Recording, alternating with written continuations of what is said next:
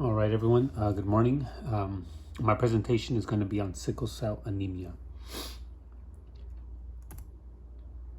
So let's start off by defining anemia. Anemia is basically a condition in which you don't have enough of the healthy red blood cells in your body that could adequately supply the body with oxygen or oxygen to your tissues. So on the first image to the left, you see an example of normal red blood cells, and the image to the right is just showing the less amount of red blood cells, basically just describing anemia in general. So to further elaborate, just so we have a better understanding of sickle cell anemia, we need to know what exactly anemia is. So to go further into that, we're going to go into the anatomy. So basically, red blood cells, being the key component here, are produced by the bone marrow. So the way that happens is the hormone EPO or erythropoietin is basically sends a signal or a hormone signal to the body, which is then received by the bone, and the bone marrow is where the production of the red blood cells begin. So then the bone marrow produces red blood cells, which in turn circulate throughout the body. And whenever there is a low amount of red blood cells, that's basically determined by the kidney, which then in turn would send out the EPO, which is the hormone, to the bone marrow in the bone, which would then alert the bone marrow to produce more red blood cells. So how does it work? One of the components to this whole process would be iron, which is a mineral that the body needs to make hemoglobin. Now, what is hemoglobin? Hemoglobin is a protein in red blood cells that carries the oxygen. So the image on the right basically depicts hemoglobin in its strand form, and then the blue dot would represent the oxygen molecule. So this is basically a very detailed zoomed in image of the contents inside the red blood cell. So the hemoglobin carries oxygen throughout the body. Basically though, without the hemoglobin, there wouldn't be any oxygen to carry. And then without any iron, which the hemoglobin needs, that would in turn also create an issue with red blood cells. So just since we're on the topic of iron and hemoglobin, another form of anemia would be iron deficiency anemia, which is caused by a lack of iron needed to make hemoglobin. So basically this whole slide can be summed up into no iron in the body would then result into no hemoglobin or functioning hemoglobin, and therefore no oxygen or O2 would be supplied to the rest of the body. So to go into a little bit further, hemoglobin molecules, which need iron to therefore carry oxygen, which is necessary to circulate throughout the body. This just goes into further detail. Oxygen binds to the heme, which is located in the hemoglobin. And then on the left side here, each red blood cell contains several hundred million hemoglobin molecules, which transport oxygen. So hemoglobin is essential to transport the oxygen via the red blood cell. So this cycle of how the red blood cells produce what's inside the red blood cell that allows it to carry oxygen, which in turn circulates through the body, oxygenating the tissues. That whole process starts at the bone marrow, you can say, and ends in the spleen, which is pictured to the left. So what the spleen does, it has several functions, but one of the functions is it filters out red blood cells. So red blood cells have a lifespan of 120 days. And when those numbers are up, they basically end up at the spleen, where it is then disposed of or filtered out. And then eventually a signal is sent. Once the numbers are low, a signal is sent over to the, or the kidney receives that signal, which in turn initiates a sorry about that, initiates the hormones EPO to be sent out and received by the bone marrow, and the process starts all over again, and the bone marrow producing red blood cells once more. Now, sickle cell disease is basically the production of red blood cells. On the left, you'll see the healthy red blood cells, and on the right, you'll see a sickly cell, or basically a red blood cell that looks like a crescent moon. So with sickle cell disease is basically there is an issue with the production or how the red blood cell is, I guess, produced or manufactured, and it doesn't have a healthy shape to it. So therefore its function is impaired, because obviously the shape will determine how much hemoglobin, how much iron it can carry, and therefore how much oxygen. So if the structure of the red blood cell is impaired, then the transport of oxygen throughout the body will also be affected. Sickle cell anemia causes red blood cells to become misshapen and break down. Cells die early and can block blood flow to the body, causing pain. Hemoglobin function is impaired, and thus oxygen capacity is decreased. A little information: almost all the cells in our body have DNA, with the exception of red blood cells.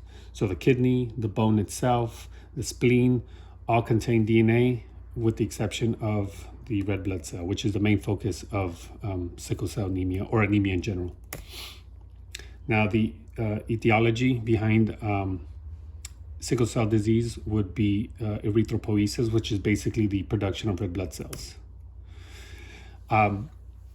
So in terms of genetics, sickle cell anemia is a mutation in the hemoglobin beta gene found on chromosome 11.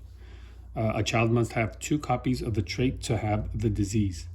One parent with the gene, which is a recessive in this case, makes them a carrier only. So they would have the sickle cell trait. But it would require both parents to have the trait to thus have an offspring that would have the disease. Demographics. Sickle cell anemia affects 100,000 Americans, occurs in 1 out of every 365 African American births, and 1 out of 16,300 Hispanic American births. 1 in 13 African American babies are born with the sickle cell trait. Symptoms. There's quite a few. So symptoms of anemia, which go hand in hand with sickle cell disease, is fainting and fatigue, angina, which is chest pain. It can lead to heart attacks. It does cause enlargement of the spleen. In the skin, it can have a yellowing effect on the skin. Pain is very common in sickle cell disease. Change in stool color as far as the digestion is concerned. And with respiratory, there is a shortness of breath. Obviously, you're not getting oxygenated properly, so you find yourself having to, your body not having enough oxygen, therefore causing shortness of breath or difficulty breathing. Feeling weak or tired all of the time. As I mentioned before, shortness of breath. You are increased or susceptible to infections. Since circulation is not carrying enough oxygen, therefore circulation is affected by having cold hands or feet, or extremities basically. Pallor and pica, which is basically an urge or sensation to eat things that we wouldn't normally eat. Treatment. So there's several treatments for sickle cell disease. A lot of it is revolved around pain. So pain meds would involve anything from NSAIDs.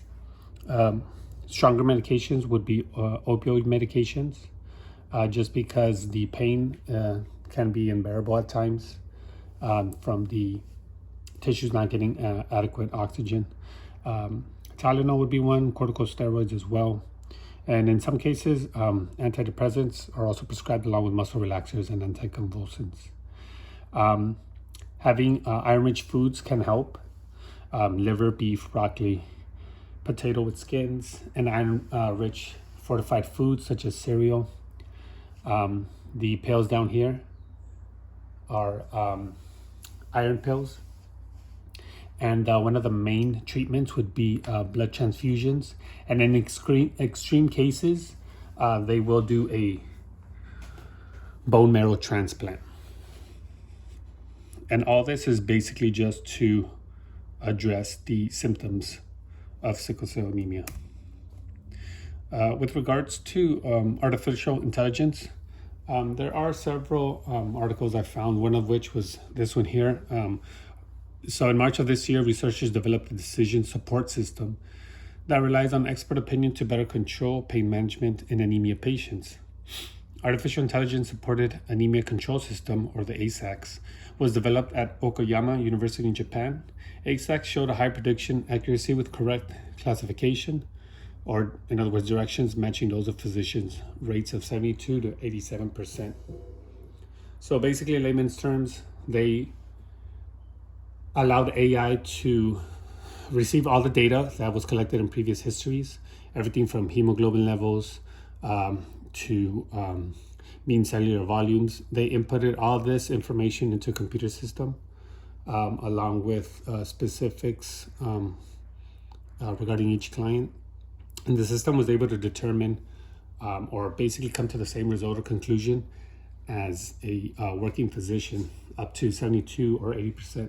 87% accuracy.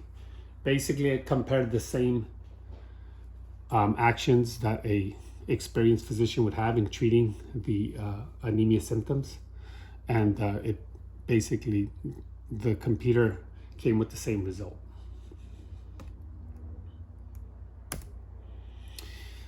Most people go on to living a normal life. However, everyone is different. There's different variations of anemia. Specifically, sickle cell disease is one where it's chronic. As far as the severity, it can fluctuate from moderate to severe or severe, even mild in some cases. So every individual is different, but it's basically a lifestyle where the individual has to be treated every so often whenever they have these moments of crisis or flare-ups where their body is just not getting enough oxygen, therefore causing everything from weakness to pain. And those issues are addressed at the time when those flare-ups or crises take place. There is some level of comfort in these medications or these treatments as far as blood transfusions, pain meds, keeping an eye on iron levels, but ultimately it's a pretty tiring process from those who I've personally known with sickle cell disease. And for the time being, there doesn't seem to be a cure. Gene editing has some potential as far as isolating the chromosomes that I mentioned earlier. But as it stands now, it's basically just treating the symptoms. And that concludes my report.